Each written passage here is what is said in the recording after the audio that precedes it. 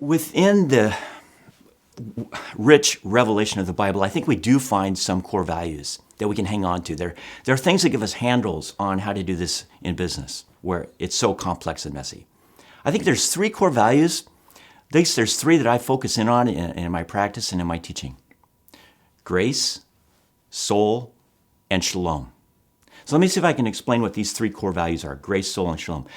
Grace, the one word, if you had to pick a word as to what is distinctive about Christ and a Christian, a Jesus-following person, it would be defined in some form of grace. It's the outpouring of God's love and creativity and the blessings of the Holy Spirit. And so how do we show grace to the people around us? How do we treat them as people who are image bearers? They're bearing the image of God. How do we treat them that way? How do we be self-giving in a way that bestows grace upon them? Soul. Why is soul so important? Because everything in our culture seems to want to teach us that we are wetware. We're software encoded into some type of DNA that is running some algorithm that has evolved over the millennium. And now we are materialistically determined by our makeup and our past. And that's just, it's a lie. It's not what we are. The science is good. The science is real. The genomics is a blessing to humanity because it's going to cure diseases and help us. It's all good stuff. God created it.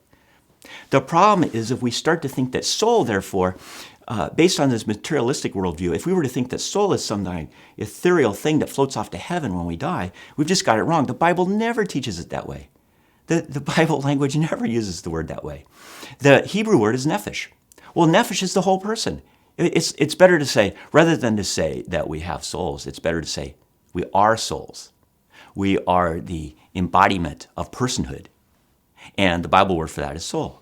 All right, so translate that into business, what do you get? It means treating everybody you run into as a soul. Treating everybody you run into as a living, enfleshed image of God. Everything about them matters. It's not just a matter of whether they confess Jesus. It's a matter of, are we treating them as an image of God? Are we treating them with respect? Are we looking out for their best interests? Are we treating our employees that way, our customers, the people around us? And then third principle or core value is shalom. Shalom is the Bible word which encompasses a holistic community in which the relationships are working in directions of righteousness. All relationships move in directions of righteousness. That's shalom. So think about it. Can you think of a family where that happens? Can you think of a community where that happens? Can you think of a business or a town or a city or a nation where that happens, where all the relationships move in directions of righteousness? That is going to be a family or a community that has prosperity and health and peace and wholeness. And those are the words that make up this concept of shalom in the Bible. It's all of those things.